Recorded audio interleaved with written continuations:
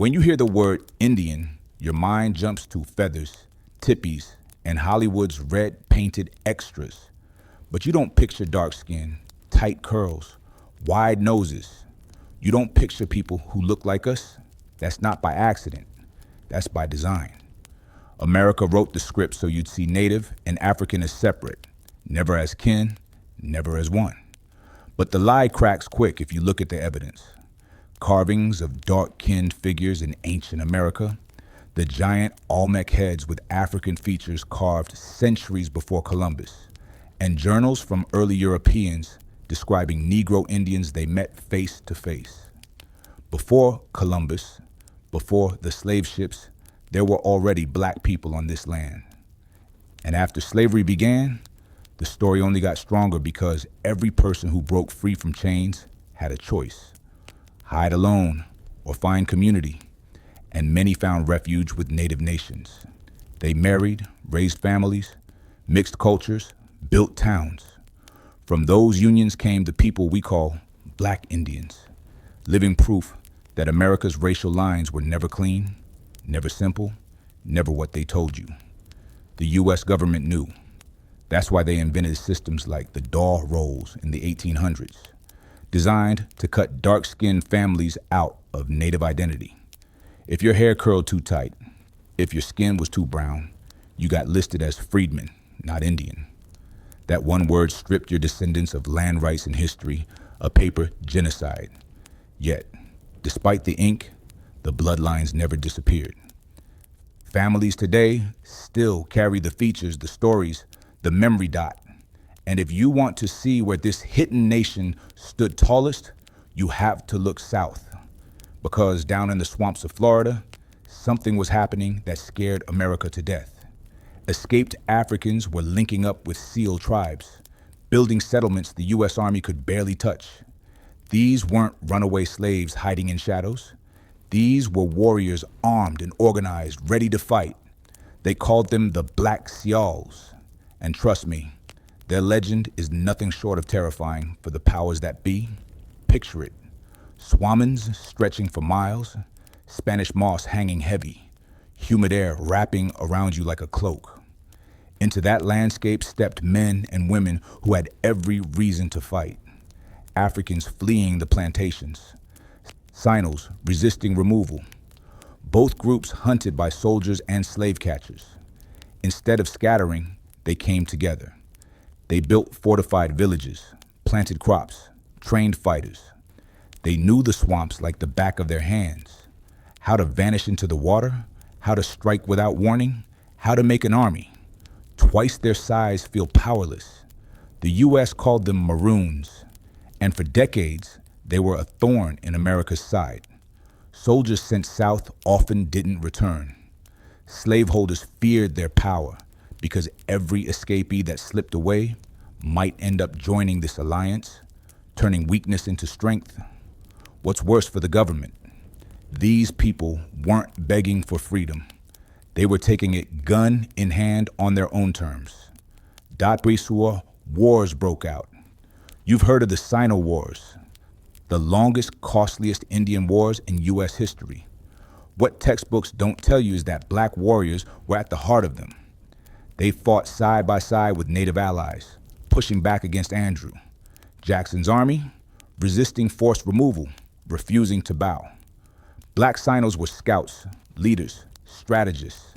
They knew how to track soldiers, how to use terrain as a weapon, and the U.S. Army, with all its resources, struggled to defeat them. Here's something they never teach you in school. When General Jessup finally faced the truth, he admitted the war wasn't just against Cialis. He called it, in his own words, a Negro war. Imagine that. America's general stripped of pride, forced to admit that the people they enslaved were now the backbone of a military resistance that the government couldn't crush. But America doesn't like stories of black resistance. So instead of putting Black Seminoles on a pedestal, history buried them. Still, the fear of black Indians shaped everything. When the U.S. finally forced Seminoles west on the Trail of Tears, many black families went with them, bound by loyalty and marriage. Others escaped south to Mexico, where they found refuge and freedom in border towns. Think about that. An army of ex-slaves and natives carving out space for themselves across multiple countries, refusing to vanish. And their story doesn't end there. Descendants of Black Seminoles still live in Oklahoma, Texas, and northern Mexico. They carry surnames passed down from warriors who fought U.S. soldiers to a standstill. They still fight for recognition today, demanding the tribes acknowledge their place not as outsiders, but as blood. This isn't French history. This is the part of America they keep under lock and key. Because if you admit that Black and Native people stood together, fought together, won together, it shatters the myth that slavery made us powerless and that natives were simply victims. It shows we were nation builders, warriors, revolutionaries, and the Seminoles were just one chapter. Look at the Cherokee, look at the Creeks. You'll find the same mixing, the same alliances, the same buried stories.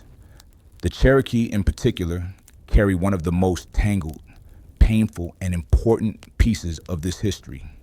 They enslaved Africans, yes, but they also intermarried, adopted, and produced generations of Black Cherokee families. Families that the U.S. government tried to erase with the stroke of a pen the same way they erased the Seminole freedmen, but bloodlines don't disappear, and memory doesn't die. Dot. And when you follow that trail into the Cherokee story, you see how Black and Indian were never neat categories, never separate boxes. You see how America twisted laws, treaties, and tribal politics to divide people who had already chosen to live as one dot. So, if you really want to know why America hid the Black Indians, the answer is simple. Because unity is dangerous. Unity means resistance. Unity means survival. And unity between Africans and natives was a fire that the U.S. government spent centuries trying to stamp out. But no matter how hard they tried, the smoke still rises. The Cherokee story is where things get messy. And that's why it matters. Because if the Seminoles showed us what Black Indians could build together in freedom, the Cherokee show us what happens when America steps in and twists the knife, forcing divisions that never had to exist. C, the Cherokee Nation was considered one of the 5 civilized tribes. That's the label white America slapped on them. Why? Because the Cherokee, like the Choctaw, Chickasaw, Creek, and Seminole, adopted parts of European culture, written language, schools, farming, even slave holding. That last part is where the story takes a dark turn. Dot. Yes, the Cherokee enslaved Africans. By the early 1800s, thousands of Black men, women, and children were held as property inside the Cherokee Nation. And yet it wasn't as simple as a plantation copy pea. Cherokee slavery was shaped by native culture, and many enslaved Africans lived close, ate together, spoke the language, and were absorbed into daily Cherokee life. That proximity blurred lines, created bonds, and led to intermarriage, which meant that despite the chains, bloodlines were still mixing, families still forming, and the Black Indian identity kept growing. But America doesn't like blurred lines. The U.S. needed races to stay in their boxes.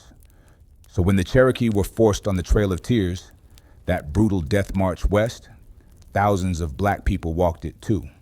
Some as slaves, some as freedmen, some as family. Think about that. Africans and natives walking side by side, starving, freezing, dying on the same road. And when they finally reached Indian territory, what we call Oklahoma today, they rebuilt together. That's the piece America always hides. They want you to see the Cherokee only as victims, Africans only as property. But the truth is, those two stories overlapped, tangled together until you couldn't separate them. Black people became Cherokee. Cherokee became Black. And when the Civil War came, that mix exploded into a fight over identity that still hasn't ended. During the war, parts of the Cherokee Nation sided with the Confederacy. They fought for slavery to continue. Other parts sided with the Union. Black Cherokees fought on both sides, often as the deciding factor in battle. After the war, treaties forced the Cherokee Nation to free all its slaves and adopt them as citizens. On paper, that meant equality. In reality, it was war inside the tribe. Some Cherokee leaders tried to strip black members of land, rights, and recognition, just like the Dawes Rolls later would. And here we are in 2025 with freedmen descendants still fighting for full tribal membership. Proof that America's racial line drawing never stopped. Now, the Creeks, their story runs parallel and is just as explosive. The Creek Nation, or Muskogee, was another one of those so-called civilized tribes. They too owned African slaves. But like the Cherokee, the line between slave and family wasn't always clear. Many Africans lived within Creek towns, intermarried, adopted the language, and fought alongside Creeks in wars. Over time, whole communities of Creek freedmen emerged, recognized as part of the nation. And when pressure from the U.S. grew, the Creeks and their black allies resisted together. Some of the fiercest Creek warriors were of African descent. They joined in uprisings, burned plantations, and terrified white settlers who thought they were safe. The combination of Creek strategy and African determination created a resistance America struggled to crush. But once again, a government found its weapon. Paper, treaties, rolls, signatures divide the people, slice their identity apart with laws, and call it civilization. The Dawes Commission came knocking in the late 1800s, and suddenly Black Creeks were labeled freedmen, separate from real Creeks, even though their bloodlines were tangled beyond separation. It was another eraser, stamped and filed in Washington's cabinets. Here's the mystery America doesn't want you to ask. If black bloodlines were so deeply woven into Cherokee and Creek nations, how many of the pure native families today are carrying African DNA without even knowing how many tribal leaders, how many politicians, how many so-called historians are standing on a platform built by mixed ancestors while denying the people who share that same heritage? That's the heart of the Black Indian story. Contradiction. You've got tribes who enslaved Africans, yet also became family with them. You've got Africans who suffered inside native nations, yet also rose to leadership within them. You've got governments that swore to recognize freedmen as equals, then turned around and erased them. It's messy, it's painful, it's real. And it's exactly why America doesn't want this chapter taught. Because when you admit that Cherokee and Creek nations were full of black families, when you admit the bloodlines were already blended, suddenly the whole racial map of America starts to blur. Who's black? Who's native? Who's both? And if both, why did the system spend centuries trying to make them pick one side? That's the question America never answers. And just like with the Seals, when you dig into Cherokee and Creek history, you don't just find oppression, you find rebellion. Black Creeks and Black Cherokees weren't passive. They joined rebellions, led escapes, fought soldiers, and carved out free settlements. When the system tried to crush them, some ran south and joined Seals. Others built towns in Indian territory that thrived for decades before jealous white mobs burned them down. Every time these people found a way to breathe, America came with fire to choke it out. But here's the truth. They can't erase. Those families survived. Their bloodlines live on. Their descendants walk the streets of Oklahoma, Florida, Georgia, Texas, and beyond. Some call themselves Black. Some call themselves Native. Many carry both, whether they admit it or not. That's the power of the Black Indian story. It refuses to die, no matter how many times the system tries to bury it. And if you think this was just about the Cherokee and the Creeks, wait until you see what happened when these blended nations started building their own wealth, their own towns, their own power bases. That's when America really panicked, because a free, united, wealthy Black Indian community, that was the one thing they couldn't afford to let exist. Once the Cherokee, Creeks, and Seminoles were forced west into Indian territory, a strange thing happened. For a moment, Black people tasted freedom on native land in ways the United States had never intended. Freedmen once enslaved inside tribes were suddenly citizens by treaty. They were promised land rights, the ability to build. And for a brief window, Black Indians and freedmen families rose. Picture this: Oklahoma, late 1800s, fertile land, stretching wide, carved up into allotments. Families of African and native descent planting crops, building homes, starting schools. They weren't waiting on America to save them.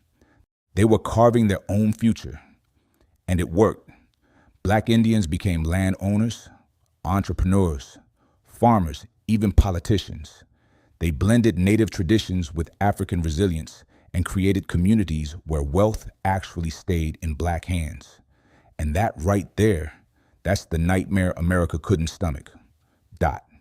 Because every time Black people got a taste of prosperity, this country found a way to burn it down.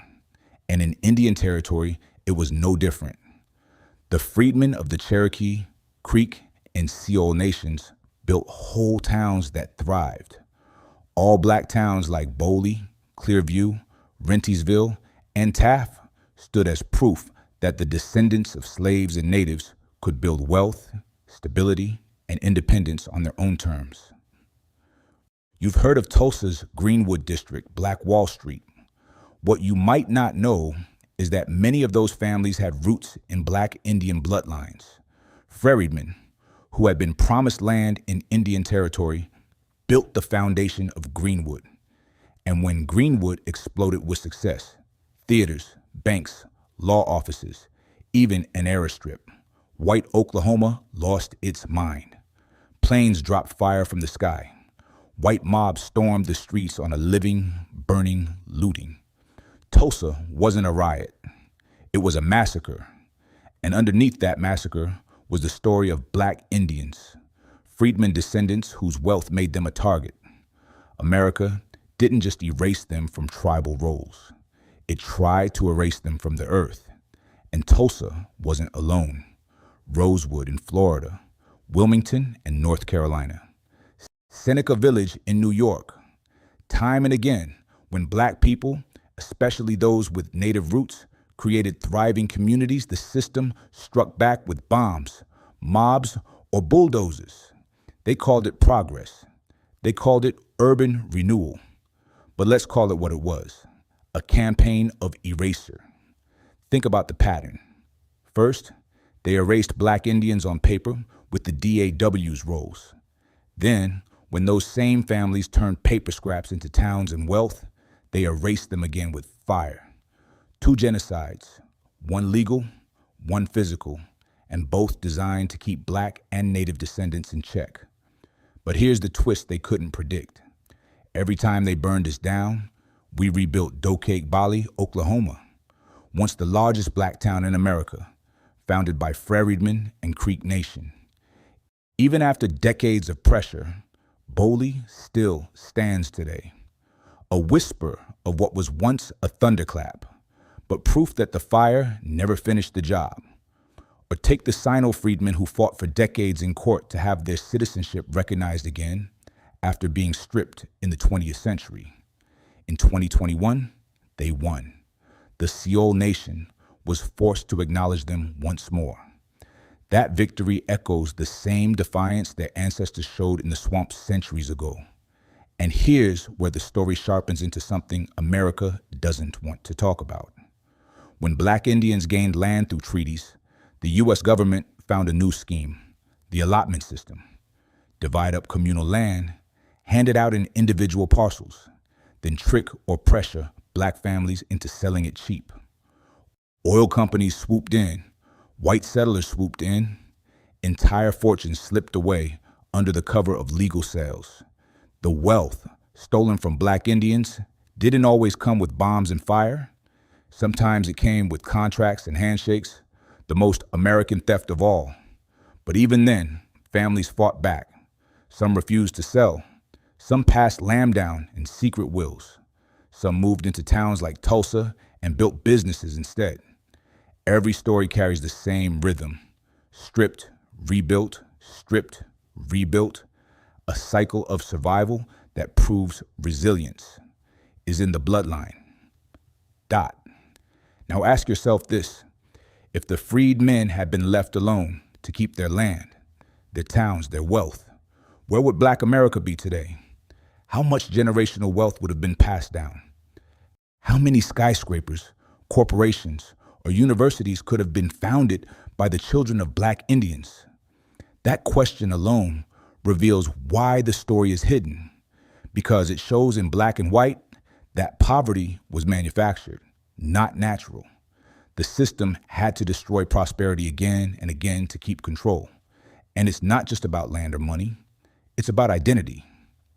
By erasing freed men from tribal roles, America forced generations into a false choice. You're either Black or Native, but never both.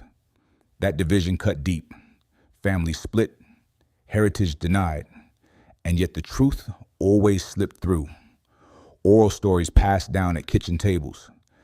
Dark-skinned grandmothers who whispered, "We were Cherokee." Great-grandfathers who said, "We came from Creek blood." The government could burn papers, but it couldn't burn memory. That's why today, thousands of freedmen descendants are reclaiming their heritage, demanding tribal recognition, digging through archives to prove what they already know in their bones. And every victory they win is another crack in the lie America told. Because the truth is simple. Black Indians weren't rare. They weren't accidents. They were everywhere. In the swamps of Florida, in the plains of Oklahoma, in the streets of Tulsa, in the ashes of Rosewood. They were warriors, landowners, teachers, business leaders. They were erased, not because they didn't exist, but because they were too powerful when they did. And if you think the story ends with burned towns and stolen land, you're wrong. Because the bloodline kept pushing forward through Jim Crow, through redlining, through the civil rights movement. Black Indians carried their dual heritage like a secret weapon, a reminder that they weren't just survivors of slavery, but descendants of nations. That's the power they tried to bury. That's the legacy still breathing under the surface. And if you want to see how deep that legacy runs, you have to follow it into the wars Black Indians fought, not just with guns and swords, but in courts, in schools, in every place where America tried to erase them. Because when you trace the line from the swamps of Florida to the burning streets of Tulsa, one truth becomes clear. Black Indians were always at the heart of America's greatest fear. Wars reveal truths that peace tries to hide. And when you dig into America's wars, the presence of Black Indians is everywhere. Even though history books barely whisper their names, we already touched the Seal Wars. Those swamp campaigns where escaped Africans and native Seminoles bled the U.S. Army dry. But what you may not realize is just how much those wars haunted America. The Sino resistance lasted decades, stretching from 1817 into the 1850s, costing millions of dollars and thousands of soldiers' lives. Andrew Jackson built his political career on crushing savages. But the ones who kept slipping through his fingers weren't just Seals. They were Black warriors. Think about the image America tried to paint. Natives as doomed victims, Africans as broken slaves. And yet, here was a force that was neither victim nor broken. Here were Black Seals using muskets, ambushes, and guerrilla tactics that outsmarted generals. They fought like ghosts, vanish into swamps, strike, vanish again. And every victory they won told enslaved Africans across the South. Freedom isn't a dream, it's a choice. Just get to Florida, and you'll find a people who will fight with you, not against you. That was the real threat. Not just military losses, but inspiration. Black Seals were proof that the enslaved could escape, regroup, and come back with firepower. That's why the U.S. poured so much into crushing them. They weren't just fighting an Indian war. They were fighting the possibility of a black rebellion spreading like wildfire. And yet, even after decades of battles, America never truly defeated the Black Seals. Many slipped away to Mexico, where they continued to fight, this time against slave catchers who crossed the border trying to drag them back. Imagine that. Black warriors chasing down raiders in Mexico, still refusing to bend to America's will. Their descendants in northern Mexico still carry the stories, still sing the songs of their ancestors who fought like shadows against an empire. But the SEO wars weren't the end of Black Indian resistance. When the Civil War came, the question of loyalty tore tribes apart. Some Cherokee, Creek, and Seminole leaders sided with the Confederacy. Others leaned Union and Black Indians. They found themselves in the middle, sometimes enslaved, sometimes free, often forced to pick a side. In a war that wasn't theirs to begin with, yet no matter the side, Black Indians fought. Some in Union regiments, some in Confederate units under Native leaders. In battles across Indian territory, they became the deciding factor.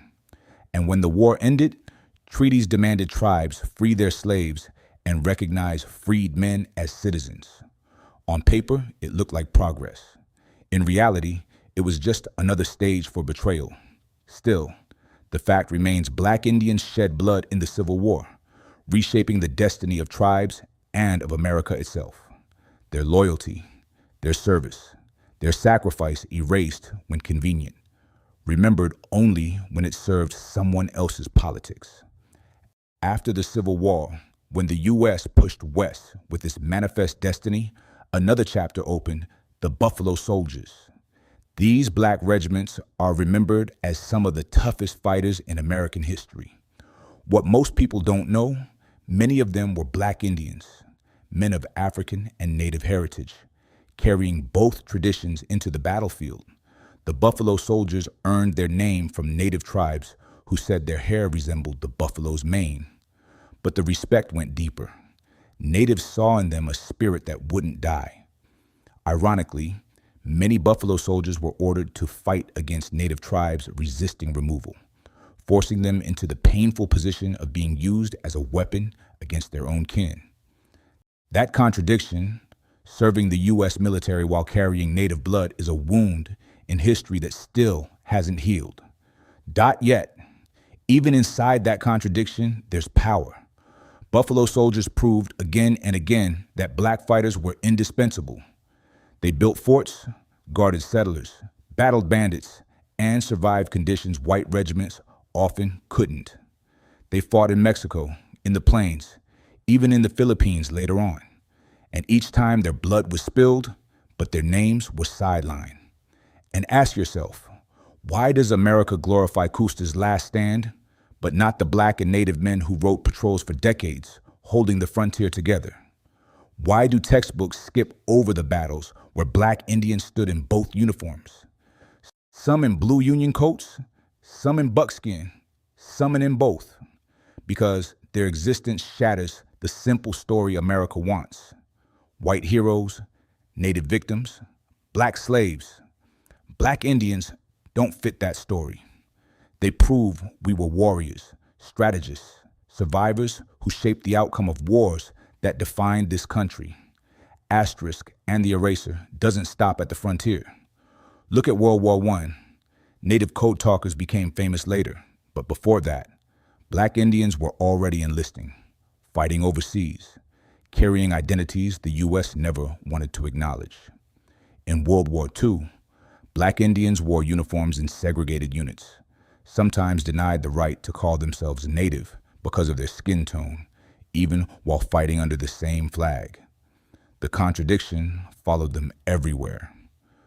Good enough to die for America, never good enough to be written into its story. But let's circle back to the Seminoles one more time, because their war was unlike anything else. When General Jessup called it a Negro War, he wasn't exaggerating. Black Seminoles weren't sidekicks, they were leaders. John Horse, for example, a Black Seminole leader who negotiated freedom for his people in Mexico, His courage carried hundreds out of America's reach, preserving a community that still exists today. His name should be on monuments. Instead, he's a ghost in the footnotes, and he's not alone. Countless Black Indian fighters led raids, ambushes, uprisings. Some names are lost, but their impact is carved into the panic letters of generals who couldn't sleep at night knowing freedom fighters were outsmarting them. Every battle they won, every soldier they felled, was an insult to the idea that Black and Native people were weak. That's the real reason they were erased, because history is written by the victors. And the victors couldn't stand the idea that sometimes they lost, sometimes they were humbled.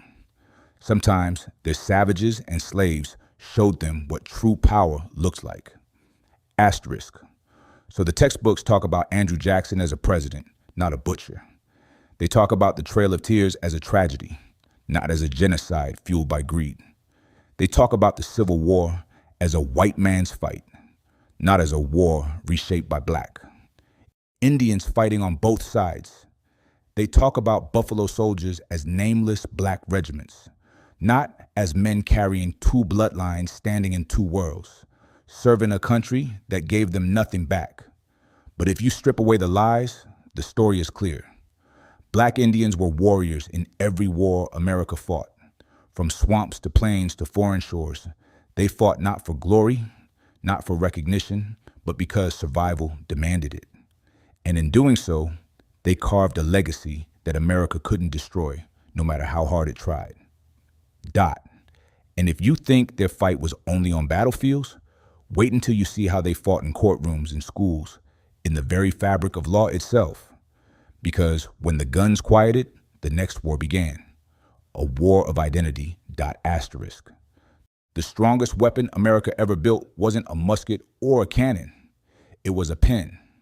Paper and ink became the tools of erasure, sharper than any sword, because with a single signature, they could strip whole nations of land, heritage, and identity. And nowhere was that clearer than in the war waged against Black Indians through documents like the Dawes Rolls. The late 1800s brought the Dawes Commission, an office set up by the U.S. to organize who counted as part of the Cherokee Creek, Choctaw, Chickasaw, and Sioux nations. On the surface, it sounded administrative. In reality, it was a quiet genocide written in ledgers. Officials interviewed families, inspected appearances, and decided who got written down as Indian by blood and who got pushed into the freedmen category. Here's what that meant.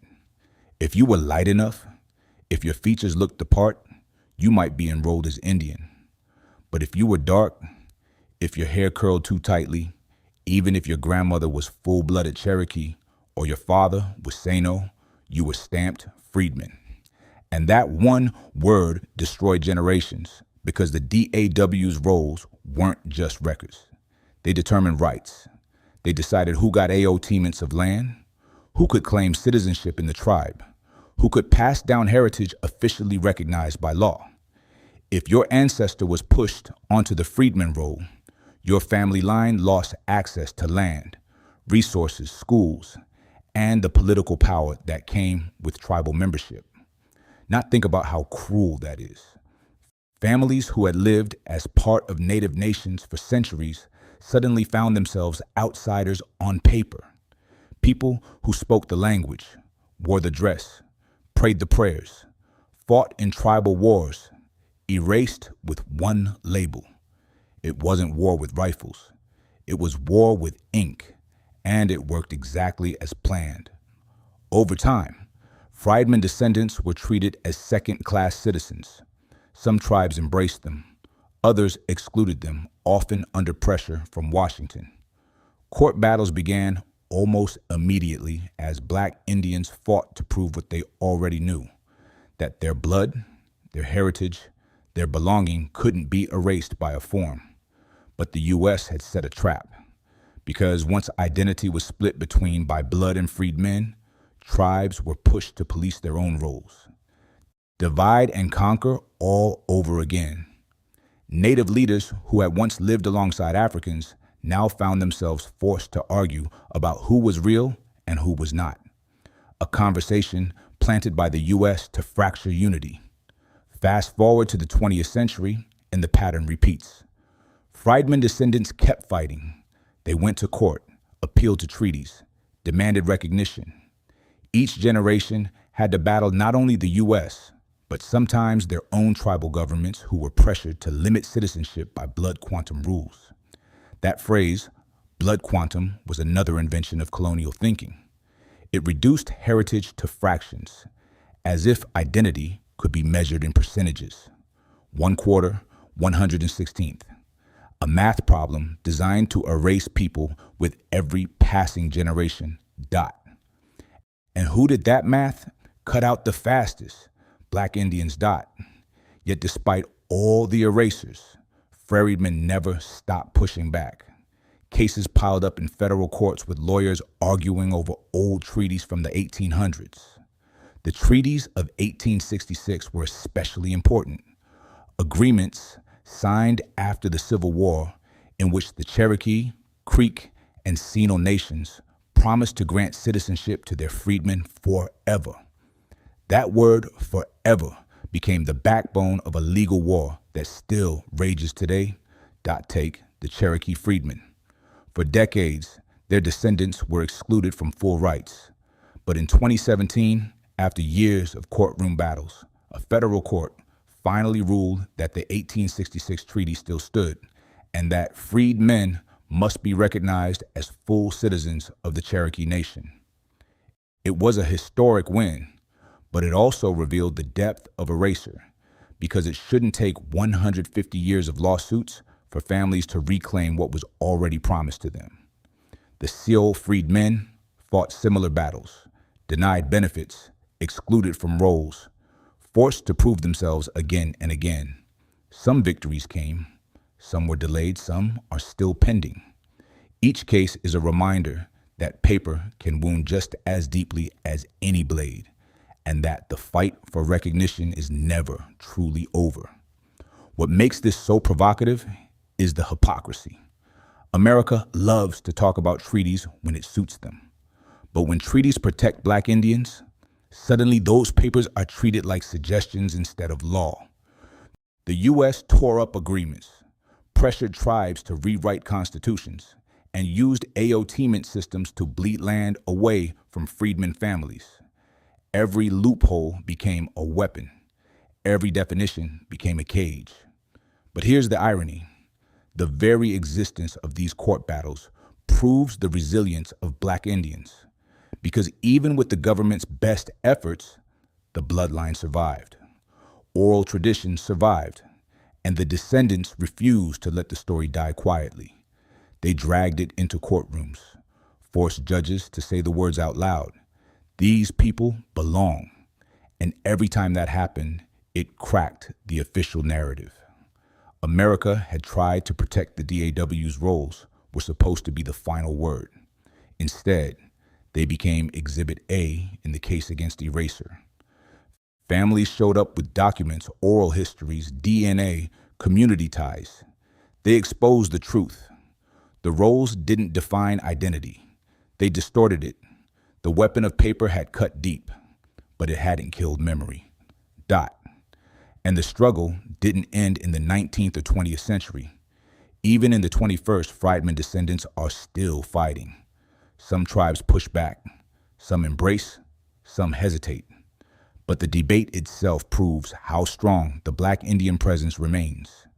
If they were truly erased, there'd be no one left to fight. The fact that the fight continues is the clearest evidence of survival. The Dawes Rolls tried to divide families into boxes. Blood quantum tried to shrink them into fractions. Eraser tried to write them out completely. But what none of those systems could do was erase the living truth. People who look in the mirror and see both sides of their ancestry staring back. People who walk in two heritages at once, no matter what the paperwork says. And that's the real danger to America's story. Because once you admit that Black Indians exist, not as a fringe, not as a myth, but as a living people, you unravel the neat racial categories the U.S. was built on. Suddenly, the lie of separation falls apart. Suddenly, unity isn't just a dream, it's history, it's blood, it's now. If the wars and courtrooms show us how Black Indians fought to survive, their daily lives show us how they actually lived, thrived, and built something new. And that's the piece America rarely talks about because it reveals a culture that was never broken, only blended. Imagine sitting at a table in 19th century Indian territory. The food alone tells you everything. Cornbread on one side, fried catfish on the other. Wild game hunted in the woods next to okra, stewed with spice. The meal isn't African or native, it's both. Black Indians fused African crops like okra, watermelon, and rice with native staples like corn, beans, and squash. The three sisters of native tradition became 4, 5, 6 sisters once African flavors joined the mix.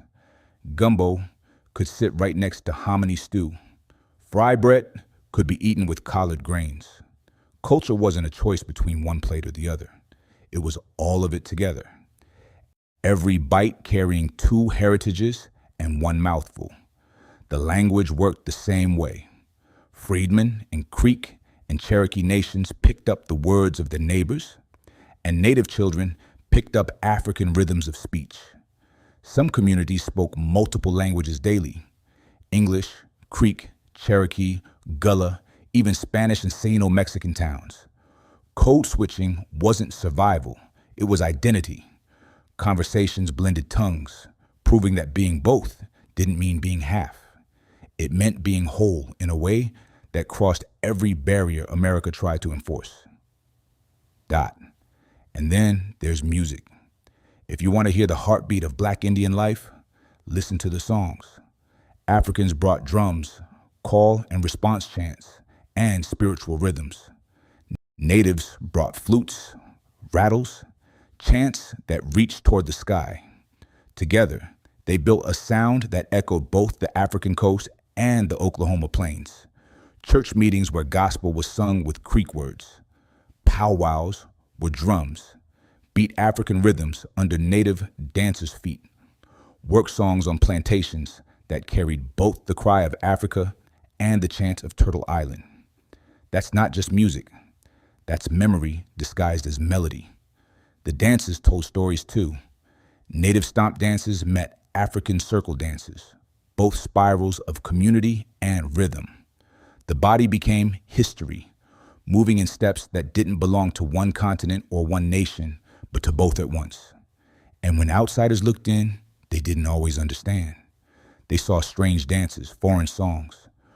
But what they were really witnessing was survival, coded in culture. Resilience carved into rhythm. Clothing was another canvas. Freedmen wore native buckskin vests with African beads. Women braided hair in styles. Their grandmothers carried from the west coast of Africa, then decorated it with feathers and beads from native tradition. Regalia at ceremonies often blended African colors with native symbols, creating outfits that spoke louder than any written history. A Black Indian child could walk into a gathering wearing clothes stitched with 2 bloodlines and feel both ancestors on their skin at once. And let's talk about spirituality, because this is where things get profound. Africans carried traditions of ancestor reverence, drumming, and connection to the unseen. Natives carried ceremonies tied to the earth, to the seasons, to the Great Spirit. When these met, they didn't clash. They merged. You had communities where Bible verses were read in the morning, but stomp dances were held at night, where prayer circles honored both ancestors and the Creator, where dreams and visions were taken seriously because both heritage is taught that the spiritual world walks alongside the physical. This blend gave Black Indians a resilience that was hard to break, because even when the U.S. tried to outlaw ceremonies, ban languages, erase heritage, they couldn't stop what lived in daily practice. You can ban a powwow, but you can't ban the rhythm of a drum that lives in someone's chest. You can outlaw an African chant, but you can't silence a grandmother humming it while she cooks. Every act of living became rebellion. Every meal, every song, every braid was proof that erasure would never be total. Education became another battlefield. Black Indians built schools in freedmen towns, sometimes supported by missionaries, sometimes built with their own hands. Children learned English, yes, but they also carried oral traditions from both sides. Lessons weren't just in books. They were in stories told by elders, in names passed down, in songs that doubled as history lessons. A child might learn about Moses and the Red Sea in the Bible, and then turn around and hear about Oyola leading resistance in the swamps. Both stories carried the same message: deliverance from bondage, survival against impossible odds. Even hairstyles told the story. African braiding techniques carried maps, identity, and pride. Natives had their own hair, traditions tied to ceremony and status. Combined, they created styles that were both protection and proclamation. A braid could carry African memory and native symbolism in the same weave. That's how deep the blending ran into the very strands of hair on a child's head. The beauty of it is that Black Indian culture wasn't just reactive. It wasn't just a mix built from oppression. It was creative, innovative, alive. It produced leaders, storytellers, healers, warriors, artists. It gave us John Horse among the Seminoles, William Holland, Thomas, Black Cherokee, allies, and countless unnamed mothers and fathers who carried both lineages into the future. Culture wasn't just survival, it was invention. And here's the mystery. How much of African American culture today carries native fingerprints we don't even recognize? Soul food itself is laced with native crops. Spirituals carried melodies influenced by native chants. Blues and jazz have echoes of flute scales and stomp rhythms. Even hip-hop, born of African drums and Caribbean beats, lives alongside powwow drum lines that carry that same pulse. When you look closely, you realize Black Indian culture isn't a footnote. It's in the DNA of America itself. But America will never admit that. Because to admit, it is to admit that the neat boxes of Black and Native were never real to begin with. To admit, it is to unravel the idea that America was built by Europeans civilizing a wilderness. The truth is, it was built on the shoulders of people who blended Africa and America long before the textbooks ever caught up. And while the culture thrived in daily life, it also faced constant attack. Boarding schools tried to erase Native traditions. Jim Crow tried to crush Black identity. Churches sometimes pushed assimilation over preservation. Yet in kitchens and ceremonies, in whispered stories at night, the heritage lived on. Survival wasn't just about fighting wars. It was about living culture every single day. That's why even today you find families in Oklahoma, Texas, Louisiana, Florida, who say, we're Creek, we're Cherokee, we're Seol, but we're also Black. They don't need DNA tests to know. They taste it in their food. They hear it in their songs. They carry it in their skin. And no government role, no treaty, no fire, no eraser has ever managed to take that away. And if daily life shows us how Black Indians survived in culture, the next step is to look at how they survived in faith. Because when you see how African spirituality fused with Native beliefs and later with Christianity, you understand why this story was truly dangerous. It wasn't just about food and songs. It was about a worldview that could shake the ground. America stood on asterisk of food, music, and daily life carried the blend of Black and Native heritage. Then faith carried its heartbeat. Spirituality was where Black Indians built their deepest strength because it gave them a language to explain their suffering, their survival, and their hope. Africans brought with them a tradition of ancestor reverence, drumming, sacred song, and connection to the unseen. Natives already had ceremonies tied to the land, the sky, the seasons, and the Great Spirit. Put those together, and you didn't just get survival rituals. You got a faith that was unstoppable. Dot. Picture this. A Sunday morning in Indian Territory, late 1800s. A small wooden church stands on freedmen allotment land. Inside, a preacher opens the Bible, speaking about Moses leading his people out of Egypt. The congregation nods, shouts, "Aye," because they know exactly what that means. They don't need Egypt on a map. Egypt is the plantation. Pharaoh is the slaveholder. The Red Sea is the swamps of Florida, where the Seminoles lived free. The Exodus wasn't just a story, it was their story. But step outside that church, and you might find the same families that morning preparing for a stomp dance that night. Drums are placed in the center. Women gather with shell shakers on their legs. Men sing in Creek or Cherokee. The dance spirals around the fire, moving until dawn. And in those steps, you see both Africa and Turtle Island alive. The circle dance of West Africa echoes the stomp dance of the Creeks. The call and response of Black spirituals folds into Native chants. The Creator and the ancestors are honored side by side. Two traditions that outsiders said could never mix were already married in practice. This is the peace America feared most because faith shapes resistance. If you believe your ancestors walk with you, you don't bow easily. If you believe God split a sea for deliverance, you don't accept chains as permanent.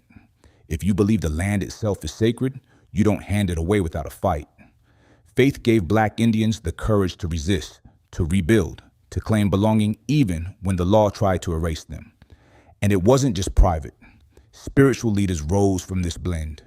Some were Christian pastors who preached liberation. Others were medicine men and women who carried Native and African healing traditions. Some were both. They laid hands on the sick, mixed herbs and remedies, sang prayers that combined African rhythm with Cherokee or Seol words. These weren't contradictions. They were continuities. Even burial rituals tell the story. Africans placed items with the dead to guide them into the next life. Natives did the same with feathers, beads, or sacred objects. Black Indian graves sometimes carried both, a cross and a shell. A Bible verse carved next to tribal patterns. Every resting place became a statement. We are both. We are whole. And even in death, it cannot erase us that this dual faith also shaped rebellions. Remember the Black Seals? Before battles, warriors held ceremonies calling on both African ancestors and Native spirits for protection. Before escapes from plantations, African slaves prayed for deliverance while Native allies mapped routes. Through the swamps, every act of survival carried a spiritual backbone. To fight without faith was impossible. To fight with it was destiny. But America knew the power of this faith, which is why boarding schools and missionaries worked so hard to suppress it. Native children were forced into Christian schools where they were beaten for speaking their language or practicing ceremonies. Black freedmen were pressured into churches that preached obedience rather than liberation. Yet even there, the fire survived. Children whispered Native prayers at night. Preachers bent Bible stories into ties of resistance. Music smuggled belief, past overseers and teachers. Spirituality became a code impossible to fully erase. One of the most provocative blends came with Christianity itself. For Black Indians, Jesus wasn't the pale figure painted in European churches. He was a liberator, a man of suffering, someone who walked closer to their own ancestors than to the colonizers. Some even believed Jesus himself carried African or Semitic roots, making him kin. Add that to Native prophecies about a redeemer or savior, and suddenly Christianity wasn't the oppressor's religion. It became a weapon of hope. And that weapon echoed into the civil rights era. Black churches with freedmen roots carried a blend of African call and response and native ceremonial rhythm into marches and protests. Freedom songs weren't just hymns, they were war cries wrapped in prayer. We Shall Overcome could be sung in English, but the stomp of feet behind it carried the old Creek cadence. Even Dr. King's dream speeches carried the echoes of an African native worldview. The land belongs to everyone. Justice is written into creation. Deliverance is inevitable. Spirituality also preserved identity in quieter ways. Families passed down native prayers alongside African folktales. Children grew up hearing Bible verses from grandmothers, then seeing those same grandmothers lay out tobacco or food offerings for ancestors. It wasn't about contradiction. It was about fullness, about refusing to choose between lineages, about saying we are both and both make us stronger. And if you really listen, you can still hear it today. Gospel singers who use native scales without realizing it. Powwow songs with African call and response patterns. Churches in Oklahoma and Texas where Freedmen descendants sing hymns in English, but end services with chants that sound like both. Africa and the Plains. That's the living faith of Black Indians. Always blended, always resistant, always alive. The biggest lesson spirituality gave them what law and war tried to take identity. Paper could say freedmen, but spirit said family. Courts could deny citizenship, but ceremonies affirmed belonging. America could draw lines on maps, but faith drew circles of community that no treaty could erase. And that's why America feared it so much. Because you can burn a town, you can tear up a treaty. You can divide a people on paper, but you can't stop them from praying. You can't silence the drum that beats in someone's chest. You can't kill a song sung by generations who refuse to forget. This is why Black Indians survived. Because they didn't just fight with muskets or lawyers. They fought with faith, with rituals, with belief that their ancestors, their creator, and their people stood with them. And when you hold that kind of faith, no eraser lasts forever. By the dawn of the 20th century, America had already stripped Black Indians of land through allotments, erased them on paper with the Dawes Rolls, and burned down their towns when they prospered too much. But the next stage of oppression was more subtle, and in some ways, even more suffocating. This was the age of Jim Crow and forced assimilation, when the system wasn't just trying to erase Black Indians from the map, but from memory itself. The laws of Jim Crow made sure that if you had African features, society saw you as Black and nothing else. The one-drop rule slammed down like a cage. Even if your grandmother was Creek or Cherokee, even if you spoke the language, the law erased that heritage and shoved you into the category of Negro. That was America's way of flattening out identity by forcing people into rigid categories. They could deny the complexity that had always existed. Black Indians became invisible in the eyes of census takers, school teachers, and lawmakers. Meanwhile, Native communities themselves were being crushed under the weight of assimilation. Boarding schools sprouted across the country were Native. Children were ripped from their homes and stripped of language, culture, and ceremony. Kill the Indian, save the man, they called it. But for Black Indian children, it was double the assault. They weren't just told to forget their Native side. They were also pushed into schools that denied their African heritage. Imagine being told you don't belong on either side, forced to erase two identities at once. That's the reality thousands of children faced. Yet, despite the pressure, culture survived underground. Families whispered Native prayers at night. After church, parents passed down recipes in kitchens, even if school cafeterias fed their kids American meals. Elders braided hair in traditional styles, while teachers demanded scissors and conformity. Resistance wasn't always loud. Sometimes it was as small as humming a stomp dance tune while walking home from school. Sometimes it was gathering secretly for ceremonies away from the eyes of officials. These acts were quiet, but they were powerful.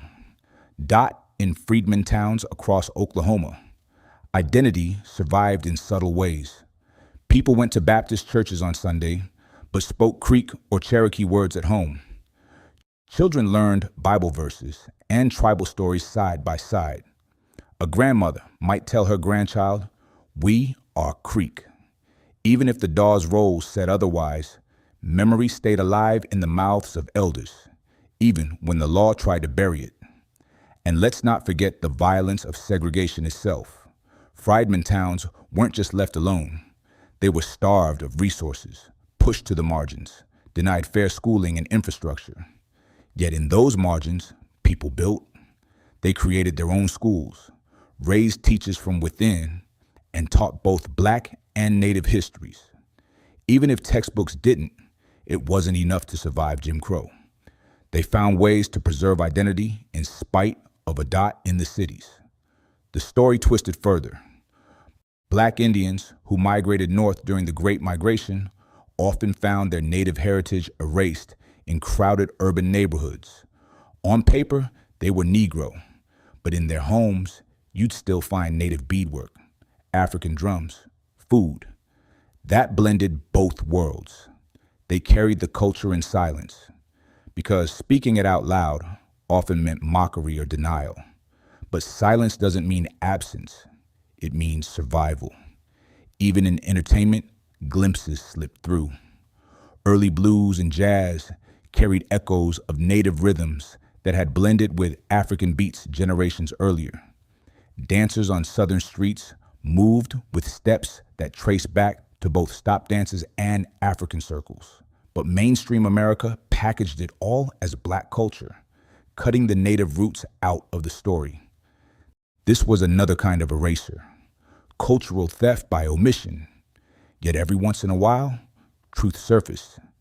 Families with last names like Wildcat, Eagle, or Atiola in Black communities reminded people that native blood was still there. Old photographs showed dark-skinned faces in tribal dress, proof that the categories never held. And while officials ignored or denied it, people themselves never forgot. Oral history kept whispering, "We are more than what they call us." World War II brought another test. Black Indians enlisted in segregated units, some labeled Negro, some enrolled as Indian. The same family could have two brothers, one forced into a Black regiment, the other into a Native one because the government couldn't accept that they were both. Imagine the absurdity. Brothers with the same mother and father split by paperwork, yet they fought overseas, came home, and carried their heritage quietly, refusing to let bureaucracy define who they were. The Civil Rights era brought fresh light. Freedmen descendants joined marches, sat at lunch counters, and demanded rights, but they also pushed quietly for tribal recognition. The fight for civil rights wasn't just about equality under U.S. law for them. It was also about reclaiming belonging inside their own tribal nations. Some leaders spoke openly. Others worked quietly in courtrooms, but the demand was always the same. We never stop being who we are. Dafach, Jim Crow, tried to erase. Assimilation tried to erase. Segregation tried to erase. But erasure never won, because at every turn, families resisted. They resisted with memory, with food, with song, with hair, with prayer. They resisted by raising children who knew even if the outside world denied it. They resisted by whispering, "We are Creek, we are Cherokee, we are Seminole, and we are Black." And the weight of that identity carried forward into the late 20th century, when freedmen descendants began filing lawsuits, digging through archives and demanding that their tribal nations acknowledge what history had buried. By then, the paper weapons of the Dawes Rolls had been in place for nearly a century, but the people never stopped fighting back. What's powerful is this: Despite decades of erasure, you can still find communities today where the culture lives openly again. Powwows, where freedmen descendants dance proudly. Churches where gospel is sung with a stomp rhythm older than the preacher himself. Kitchens where cornbread and gumbo still sit side by side. The survival of Black Indians isn't just a story of loss. It's a story of endurance so strong that not even Jim Crow, boarding schools, and segregation could stamp it out. And as the 20th century closed, that endurance shifted into something new, revival. A push not just to survive quietly, but to reclaim loudly, to stand in courts and schools and the media and say, we are here, we never left, and no piece of paper will erase us again. The mid-20th century cracked the old order wide open. Jim Crow was shaking, segregation laws were falling, and a new generation of leaders rose up demanding dignity. For Black Indians, this era wasn't just about marching for civil rights in America.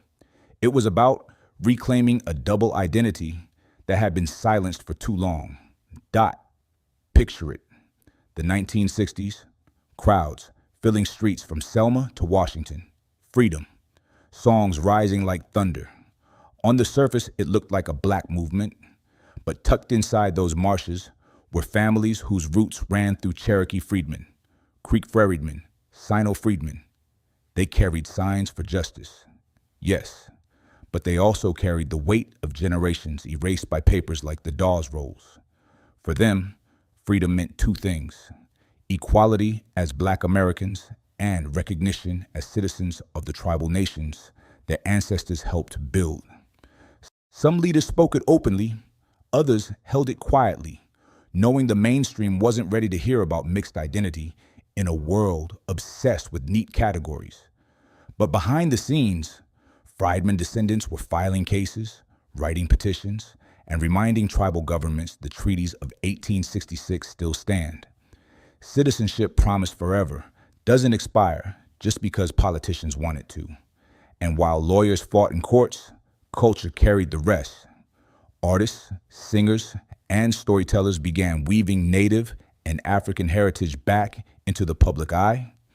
Gospel singers layered in stomp dance rhythms.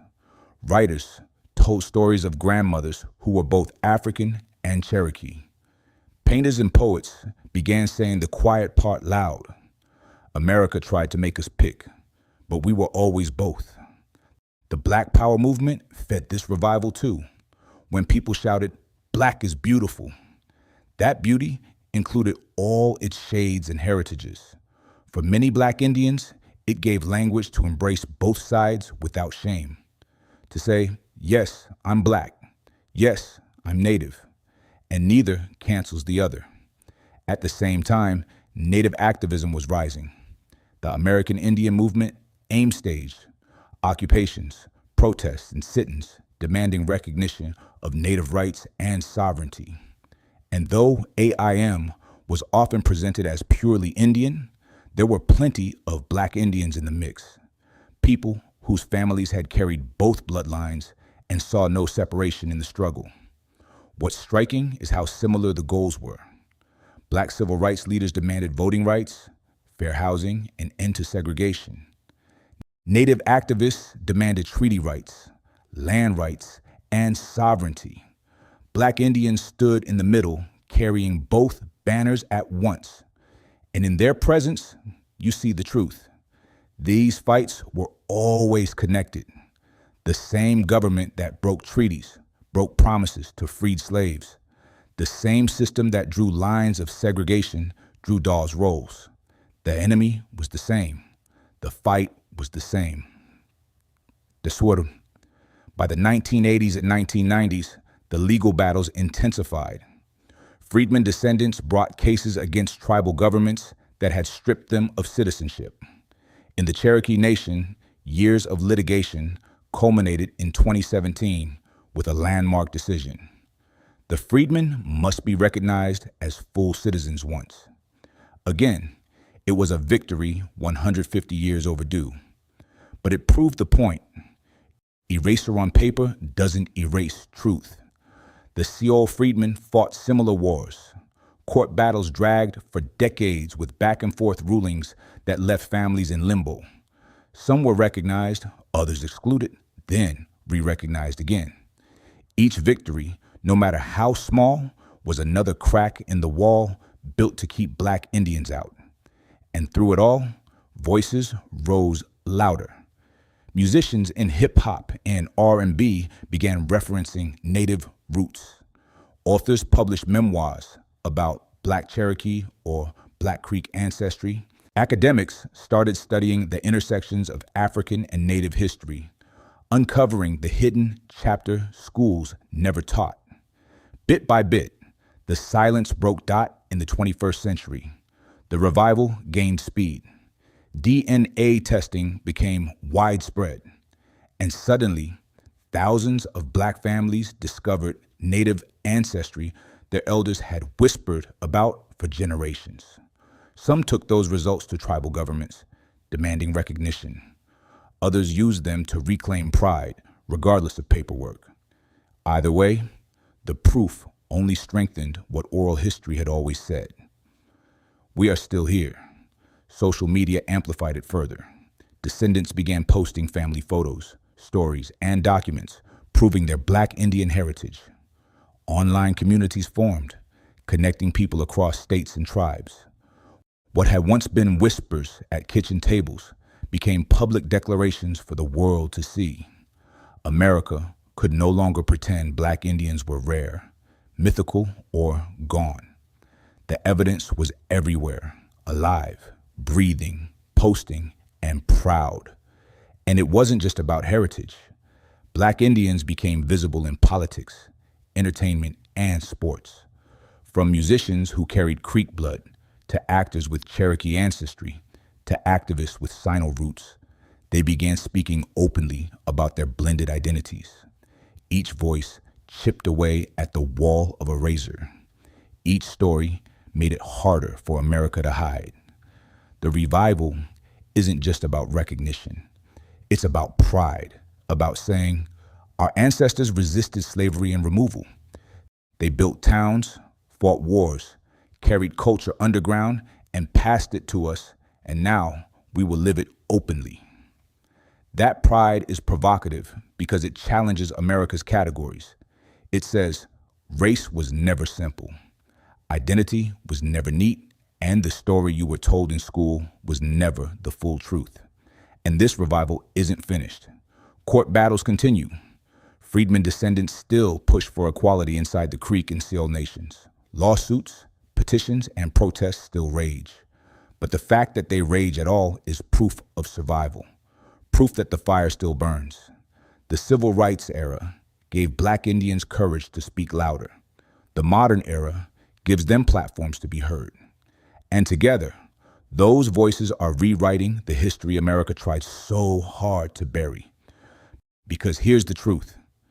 When you see Black Indians in the Mars of the 1960s, in the courtrooms of the 2000s, and on social media today, you realize they never disappeared. They were always here, always building, always resisting, always reminding us that identity can't be erased with a piece of paper dot. And if you think this revival is just about history, you're missing the bigger picture. Because the legacy of Black Indians isn't just about the past, it's shaping the future. Step into the 21st century, and the story of the Black Indians feels less like a buried secret and more like a rising wave. For generations, the system tried to silence it. But now, every tool the government once used to erase paper laws, schools is being flipped into weapons of truth.